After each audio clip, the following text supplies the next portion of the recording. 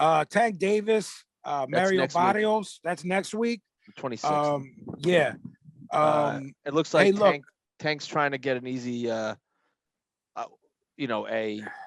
he's trying to get a belt in another. He's trying to get a trinket at 140, and I'm curious too. Does he stay there, bro? Josh Taylor. I hope not, for his sake. Josh Taylor at 140 would box his fucking ears off. Tank. I don't think it's even a remotely close fight. I think that neither do I. In fact, I think if he wants Prograis, because Prograis, I don't know if him and Prograis got beef, but Prograis wants to beat the shit out of Adrian Broner. I don't know if you ever follow Prograis on Twitter. Whenever Broner starts talking shit, Prograis jumps all over him. No, him and you know how Gary Russell's family, they're all named Gary Russell? Yes. The one that's fighting at 40 or 47 is the same way. Antoine Russell? Yeah, he's obsessed with Broner too. On the same tip. Like, I want to fly this fucking guy's head. So I whatever. Like, okay, like I like blood feuds, you know? Yeah, me too. Apparently Broner, as I don't know who, if you don't, it's one of the most easy predictions in the world. He wants to fight one of these YouTube guys now. Of course. And he's broke and he needs the money. I was just gonna say threw his 2 cents in, but that was all he had in his bank account. It's all he had. That's all he had was his 2 cents. Look, these type of fights look great visually to casual fans because this kid Mario Barrios is undefeated. He's fought no one. When I say no one, bro, like I know. No, dude. When they I'm not telling you. I'm telling the guy. When they fucking announced this shit, I was like, what? And I looked up, and a friend of mine, one of my really close friends and great boxing buddy, he was like, yeah, dude, you're never gonna see Tank below 40 again. He does not like making weight. He is trying to fool everybody by taking and winning this fight. I completely agree with said good friend of yours. I think he fucking hates training. He's lazy. He's doing everything that you and I have discussed privately about fighters going back to the 40s and 50s, going out to the club, going out to the bar. Let's not forget what he did with the drunk driving charge and running people over. Ran everybody over. How is he not locked up? I thought he was gonna... Listen, man. I look, I don't know how to answer that. I don't, because I think of if you and I did that, when you can lawyer up and get to put up this many millions, he might be out on bail, bro. Like he might, like, you know what I'm saying? That might not, like, I don't know. It might just be out on bail. Just waiting for his court date. Yeah. Listen, it's for a trinket at 40. I agree with your friend. This guy's going to go 26 to 30 to 35 to 40 to where, and he's going to think because he can crack that his power is going to keep carrying. The other thing too, Vin, he'll be easily booked. Tank sells tickets. People go watch this guy fight. Well, they watch him fight because he's a knockouts artist. Yeah. He's huge in his hometown as well. In Baltimore, he's a hometown hero. Sell tickets there, whereas you're talking about like a guy was the heavyweight champion. Wilder couldn't sell 8,000 or 9,000 tickets in his hometown. Right. Tank does not have that problem. Nope. You're right. He can basically money. He can do whatever he wants until. So this is going to be an advertisement for him. You know what I mean? In his fourth weight class, or whatever. Absolutely. So I business wise, it's a smart move. Boxing fan wise, for us, it's a shit move. We'd love to see Tank stay at 35 because it's a very competitive division. Fight all those guys. All those guys that we spoke of earlier. I would love to see Tank fight Devin Haney. Me too. And I'm not a big Tank fan. I'm just I'm more of a Tank. I like Tank fan than Haney. Yeah, right. It's pick your poison. A lot of times with depending on the week and who's fighting, and we have our favorites, and we have people go, "Hey, look, it's pick your poison," because I'm not particularly a fan of one of these guys. I'm definitely not a big Tank. I said something about Tank Davis And I didn't like what do you call it? Adding at someone or tagging someone. Right. I didn't even do that. And he like responded to me like, why don't you like me? I was like, this is mad weird. Should I get into like a Twitter war with Hank Davis? And I was like, I don't like the way you behave. It has nothing to do with like your skills or the way you are inside the ring. I was like, you don't conduct yourself like a champion. No, he didn't block me, but he didn't respond. But I don't follow him. I don't know if he did because I don't follow him. So I'm saying no. I guess I could look now. But if you want like his Twitter is funny. Like he talks a lot of shit to people. Yeah, but no, there's just I just don't. I think there's an obligation for champions to carry themselves in a certain way. And when you become a hometown hero in an impoverished area like Baltimore, those kids are looking up to you. And I don't think the drunkenly running people over to escape a potential DUI situation is good for 9-year-olds that want to go in the gym because of.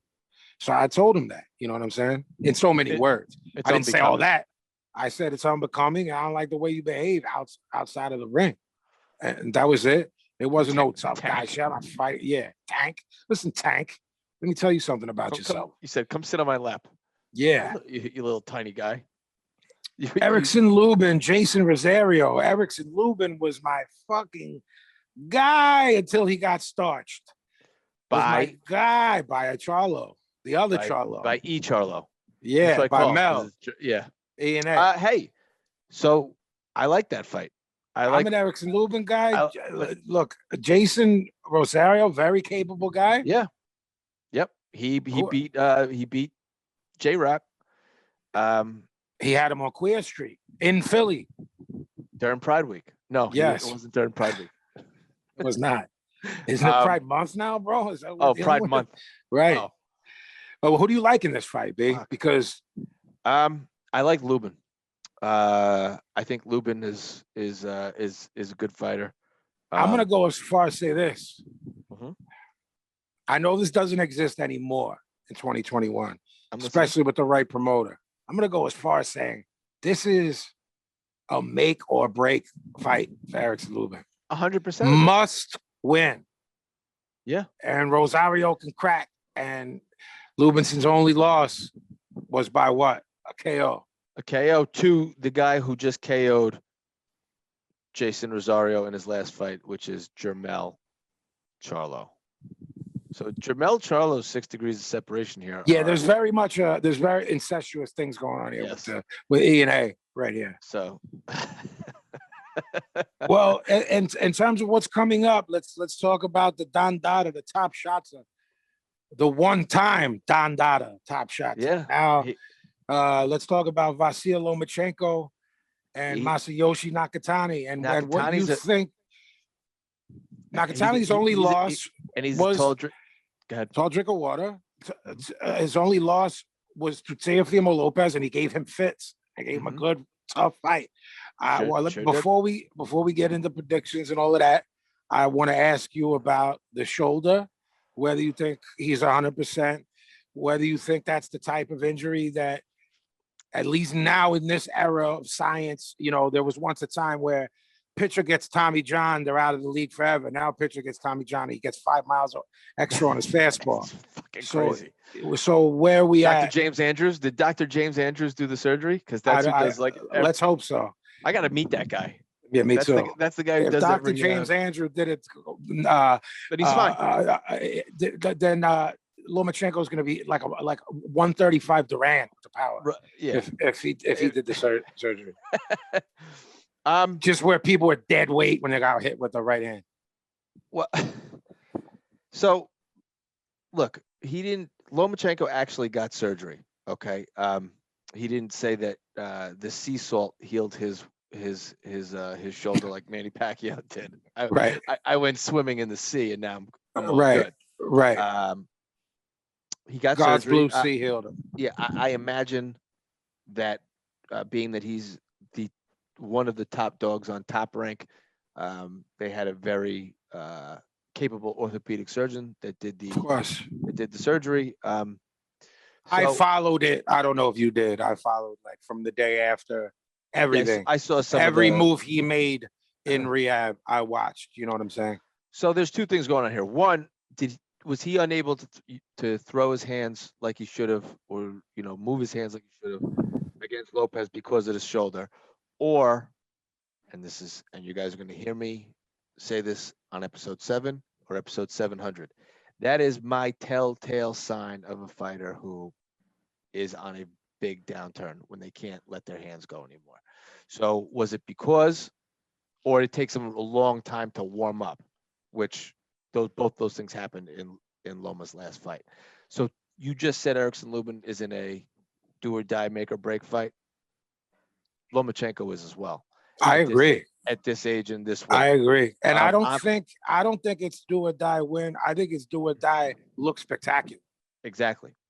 So if he has now, whether it's the injury or whatever it may be, he has to look spectacular. If he doesn't move his hands and the announcers keep saying, well, he's downloading information. He's down. I was watching that Teofimo Lopez and I said, he ain't fucking downloading information. He's having trouble getting off. You know what I mean? I said, there's a problem here. Okay. He's fighting. He's a tough, long fighter. This is a big guy. This is not a cakewalk. This is not the fight you take coming off of shoulder surgery. Can we just say that's the kind of fighter this guy is, though, that you don't take? There's very few people that would take this fight in his position. Sure. Yeah, I mean, there's people like him, Manny Pacquiao. You're talking all-time great fighters, especially all-time great fighters of recent generations. I'm going to go ahead and say Loma wins. I think it's going to be a decision. I don't think he's going to knock him out. And I think he's going to look spectacular. That's my prediction. My prediction is that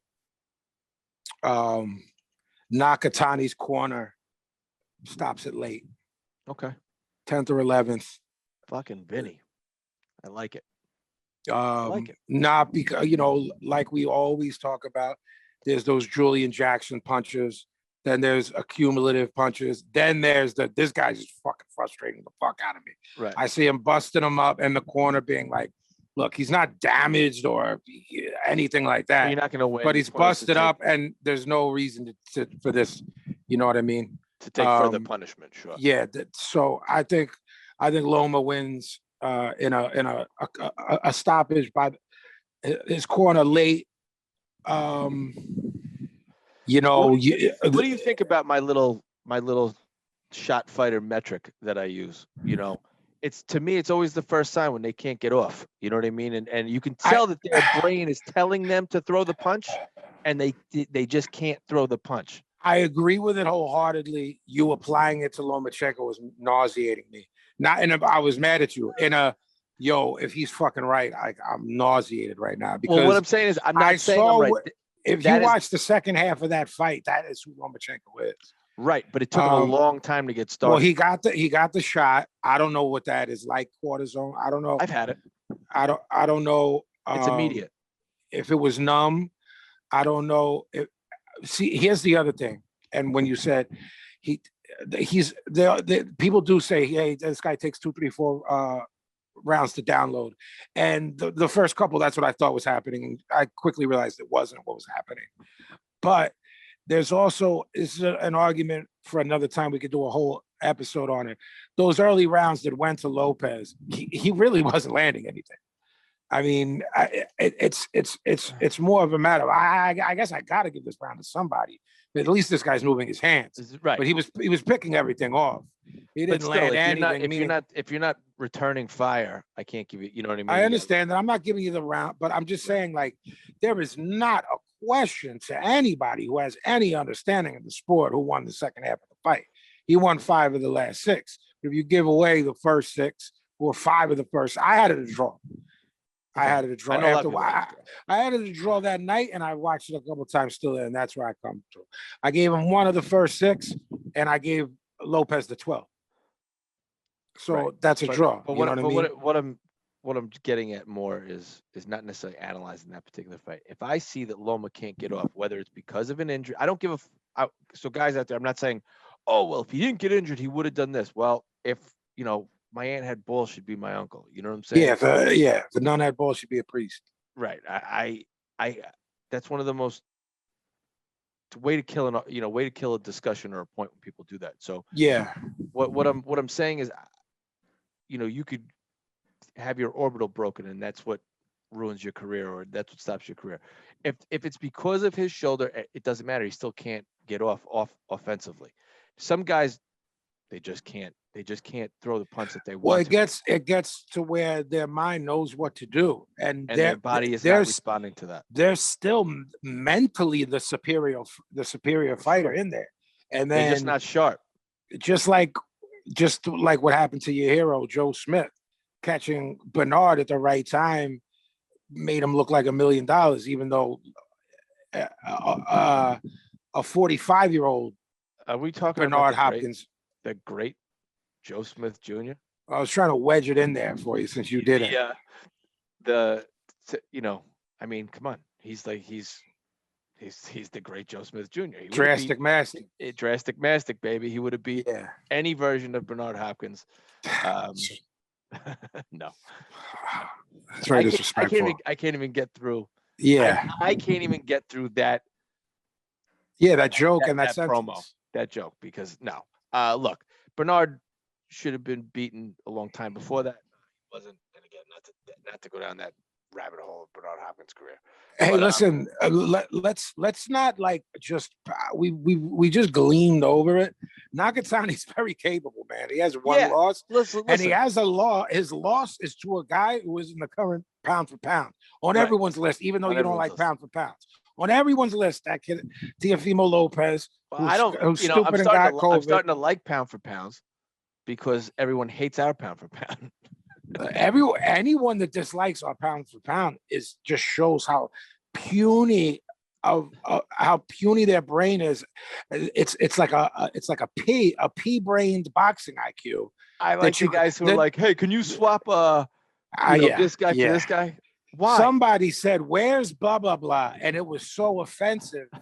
They thought someone should be on there that was so offensive. It's not even the top 50 pound for pound. I can't remember it right now. Right. And it had to be their manager. Where's blah blah blah? And I was like, "Yo, do you watch the sport, my guy? Do you watch this, or you just like did you print names and throw a dart at boxers and you're like, yo, this guy should be on it?" I mean, but it was someone like, so I do like being able to call people bozos and and it's our good friend correct how he's going to have a meltdown from it. We're killing him doing this. Yes. This kills him. I love it. Yeah, he gets. What kills him more is the responses, because you're saying we're killing, but he agrees with our top 10. Sure, no, he likes it. Yeah, no, what I'm saying is the responses by us putting that out. Yes, it gives him like aneurysms, and I like to do that. And you can't not read the responses. You have to be cut from a cloth that is much more elevated than you and I to be able to post that and just walk away from it. Right. You have to be a very elevated mind to be like, we have this podcast. This is our top 10 pound for pound list. There you go. I'm not reading any of this because these retards don't know boxing. You have to be of a very elevated cloth. And neither you or I got heat over that. Like I had people wanted to continue the argument. And so I'll just say to all you guys, look, it's my fucking list. That's why it is what it is. Because mine. Make your own fucking list. Go get your own fucking podcast. Make your own shit, and have a good day. But I will engage with you in Vin's comments. And I just wanted to put it out there. You accused me of Benedict of backstabbing you. I believe both you and Correct are Benedict Arnolds for not showing out to your raid. Yeah. Listen. So this time I did, and I wound up getting myself so upset that I didn't touch my phone for like 4 hours. Getting myself so upset is one of my favorite lines. It's so like 80s Dago. I watched this and got myself so upset. Yeah, like something not tangible, like not a family member or someone sick or something like that. I wanted to eat my phone. I was watching the Sixers and I got myself so upset. It's such a Dago line. Like that's why I don't watch the Knicks anymore. Yeah. Well, that's a whole other topic that we should have brought up in the first round. Anyway, so I think this Loma Nakatani fight. I want to reiterate that Nakatani's guys, no watch joke. this fight. He's super long and rangy, like B said. Super tall for 135, rangy, can take a punch. Not that Loma's a big puncher, but that adds to it because now you're getting into, hey, this guy's got a beard on him, so Loma's got to go to work. And like you said, first sign of a shot fighter, my mind knows what to do here. Throw the 1, 2, 3, step out, roll out, and I'm not doing it. And I'm not doing it because I can't. Right. You know what I mean? I don't believe that he is. I'm trying to pick a perfect punch, and I'm not. And then every time I throw a punch, I'm getting countered. And I used to be able to get out of the way of that punch. I used to get out of it and counter him and counter his counter. And now I'm getting hit. We see, as far as we see coming up, we see 2 must wins for Erickson, Lubin, and Vasily Lomachenko. That's when you say must win, that's a big thing, because where do you go? Lubin's young enough where can he come back? He's young enough, but he also hasn't done enough. You know what I'm saying? Right. Whereas Loma, I mean, you're talking about a guy who was a pound for pound king for how many years? Lubin is like I remember when he was going to fight Jamel Charlo, and they're like, oh, they're moving him too fast. I'm like, well, wait a second. Isn't this what everyone wants to see? I didn't think they were moving him too fast. I loved it. I picked him, and he got starched. That's like this is not me breaking my arm, patting myself on the shoulder, but very rarely am I that level of wrong. Right. Like, you know what I'm saying? Like, yo, I picked this guy. I thought the Charlos were hype jobs, et cetera, and starched. Same with, you know what I mean? J-Rock. I thought J-Rock was going to win. I wanted him to win. He's like the easiest guy to root for. Great guy. Big up J-Rock, man. That's my brother. He'll never remember this, but I met him twice at the Barclays Center. He's always just a nice guy, engaging. Super nice guy, man. Sit there and talk to you. I met him after Spence Algieri, and we chopped it up for a little while, and just a super nice guy, sweet. So we'll see. First off, he lives a few blocks away from me.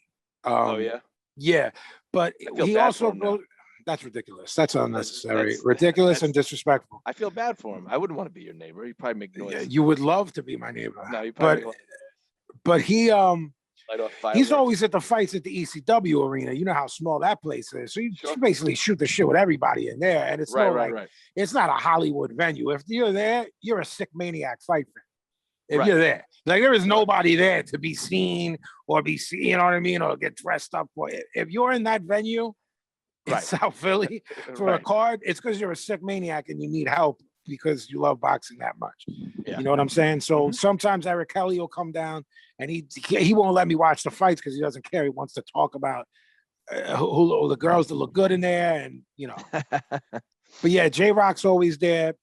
Just good guy, man. But I hope J-Rock comes back strong soon. But yeah, look, we're but I'm getting off the topic. Lomachenko, Nakatani, you got to watch that fight.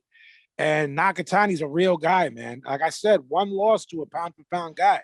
And this guy's coming off his shoulder surgery. Not many would do that. And it's do or die, man. How old is he now? 34? Yeah. And I think for Loma, he's probably like, you know what? Why waste time? Let's just see what we got left in the tank. Look, man, it's a long amateur career, 300 fights, 2 Olympics. Just the two Olympics alone is. He just turned 33. Yeah, 2 Olympics, 2 Olympic gold medals. The kid's been fighting since he was a little kid, and then his father took him out and made him take dance. So be more fleet of foot. But his whole entire life has been dedicated to this. 33, we got to get it moving now to get back to the top. Right. You know what I mean? And chase that. That Lopez rematch unless he goes to 40. Which, by the way, Lopez re-signing with Top Rank is good. Is very good for Loma. Unless his intent is to go to 40.